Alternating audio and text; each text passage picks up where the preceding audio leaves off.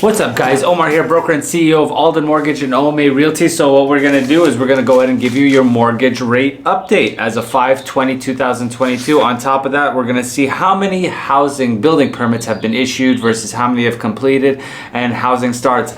None of it really makes sense, and I don't understand what's really going on with this. Like, you know, when you sit back and you look at a few numbers and you're looking at this and it's like, you're like, something's really, really weird. And then in the last one, we're going to go ahead and see what's going on in the stock market, because COVID money is gone. Macy's, Nordstrom, Walmart, Wally World, you're all taking a big hit. And exactly what happens when the S&P gets to about 24% decrease in price. That's a little bit on the scary side. And then we're also going to talk about who the hell is actually buying homes. So as far as the mortgage rate update, we're going to go ahead and we're going to be pricing out 5 different mortgage products. We'll be pricing out a 30-year fixed, a 15-year fixed, a 30-year FHA, a 30-year jumbo, and then a 5/1 adjustable rate mortgage. And if you don't know what a 5/1 adjustable rate mortgage is by now, it is interest only fixed for 5 years, then adjust every single year according to the cap and the market rate that we have. So for instance, you're going to be staying at interest only for 5 years, and then it goes ahead and adjusts every single year according to it. So if you have a 1% increase cap on your product after your 5 years is up, you go to principal and interest. And then if it's you bought at 3.5%, it'll go to 4.5%. Keep going every year after that. So 30-year fixed, we're sitting at 5.35%. That is actually 0.01% better pricing than 1 day ago, 0.03% better pricing than 1 week ago, 0.08% increase in pricing from 1 month ago, and 2.19% increase from 1 year ago. 15-year fixed will be sitting at 4.78%. That is 0.02% better pricing than 1 day ago, 0.01% better pricing than 1 week ago, 0.16% increase in pricing from 1 month ago, and 2.19% increase from 1 year ago. 30-year FHA will be sitting at 5%. That is no change from yesterday, no change from last week, 0.2% increase from 1 month ago, and 2.31% increase from 1 year ago. 30-year jumbo will be sitting at 4.74%. That is 0.01% better pricing than 1 day ago, 0.01% better pricing than 1 week ago, 0.34% increase in pricing from 1 month ago, and 1.61% increase in pricing from 1 year ago.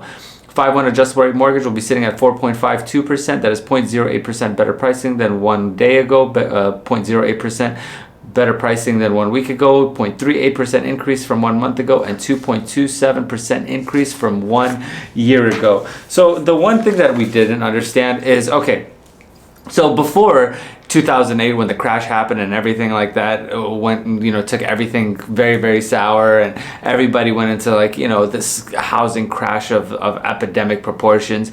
What we went ahead and looked at is we wanted to go ahead and see exactly where we stood now, because you hear about this whole thing. There's a shortage, there's a supply chain demand, this isn't that, and blah blah blah blah blah. So you have to go ahead and sit back and you have to see if what they're saying actually makes sense. So in the midst of all of this, we've actually issued more building permits, and we have started more construction than we did pre-COVID. Now, I'm not going to make this up. This is just public records. This is just how it is.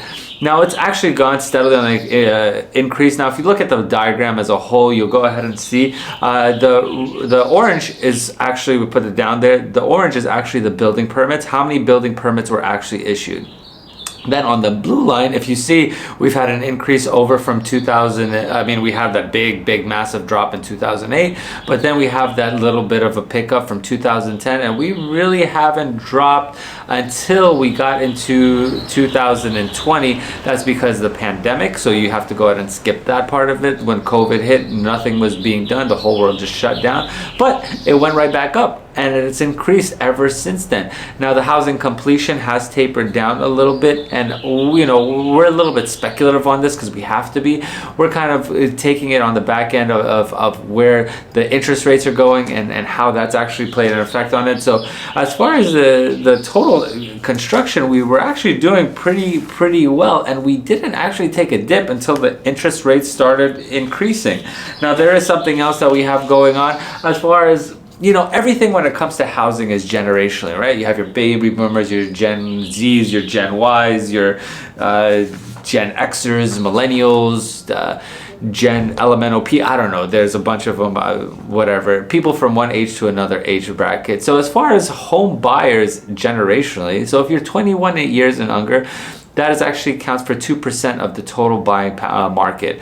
Then you have Gen Ys and Millennials, which accounted for 14%. Older Gen Ys and Millennials from 31 to 40, they're 23%. Gen Xers, which is 41 to 55%, that is 24%. Then you have your younger Boomers, 46 to 65, this is about 18%. Now, why am I even stating all of this, and why is this important? Well, these are actually going to be your future sellers.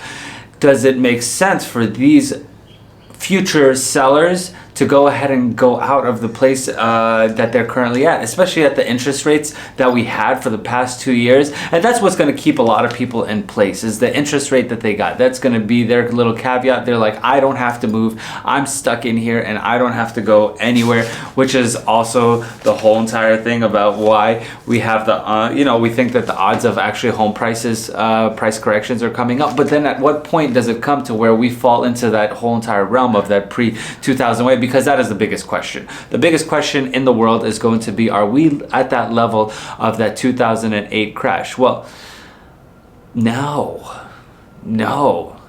it's really not. Could it be?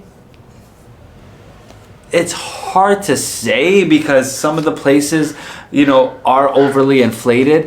But how many homes need to go ahead and go into delinquency and not pay their mortgage for the whole entire housing market to kind of, take a dump? Because everything is correlated. If the stock market gets down, that means that jobs are going to be scarce. That means that people aren't going to be hiring. That means that we're going to have a down in the housing market.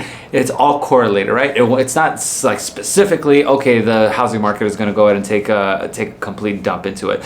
So the odds of home price correction just spike, and the interactive chart shows you local housing, what does it say, market at risk. Now, there are going to be a couple of them that are crazy high inflated. Boise, Idaho is one of them.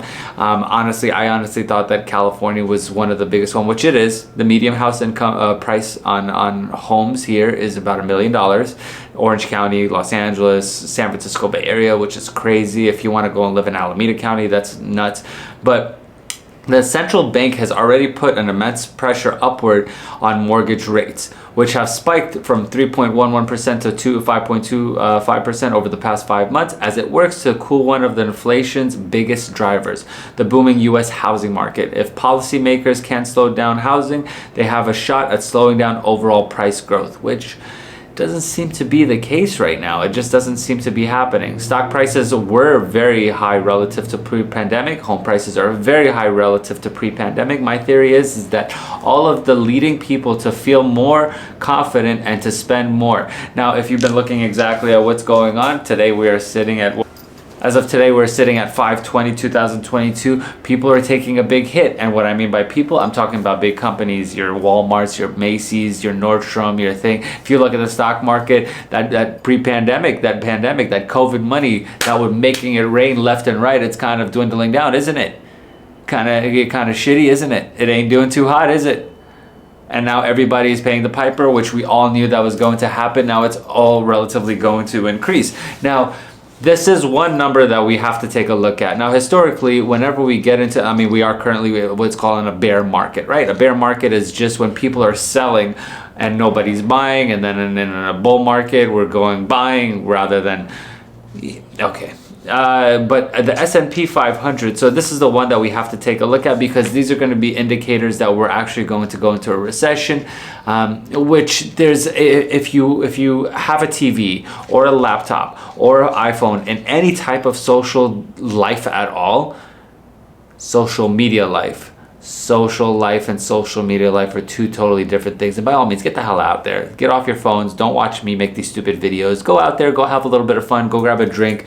I don't know. Go do something. It's very healthy. Don't get stuck on your phone. Don't get stuck watching my videos.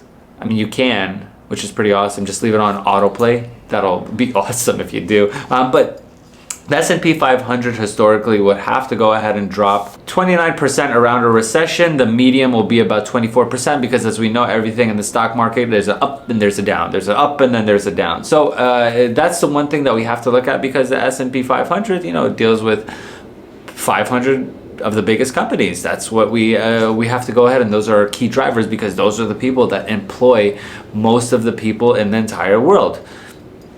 And if they're not doing too good, and if they're not happy, then that means that we're all not going to be that happy, and that's going to suck. That's going to be terrible. So the market is already effectively pricing in a 60 to 75% chance of a recession based on the average and the medium, wrote the Trust Advisory Service Chief Market Strategist Keith Lerner. God damn, that's a long ass title. Like, what do you say? Hey, what do you do? I'm a Trust Advisory Service Chief. Mario, I would have went to sleep halfway through this job title. But I mean, it seems like the guy knows what he's talking about if he's the Chief Market Strategist. But that said, he noted that given the market recent decline and the current oversold backdrop, we would not be sellers at these levels for investors that are aligned with their longer term allocation targets. Long story short is that we have to go ahead and have little key markers that we have to go ahead and see what's going on. Now, everybody knows that the S&P 500, I mean, you don't, if you don't, you know now, S&P 500, it deals with the biggest companies out there. And then if the S&P is doing really, really bad and they go into a 29% decrease, averaged around somewhere around there, then we are in minor deep shit. Well, that's going to be your mortgage rate update. If you like the content, like, subscribe, comment for up to 50% commission rebate, because I make these videos because I do own a real estate and mortgaging company here in the state of California. We do lend in other states too, so if you have any issues as far as DSCR loans, bank statement loans, any one of those loans, you just let Big Papa know over here and we'll go ahead and take care of you. And for 0% listing on selling your current home, the 50% commission rebate, or any mortgaging assistance, link in the description below. I really appreciate you guys watching. Until next video, peace.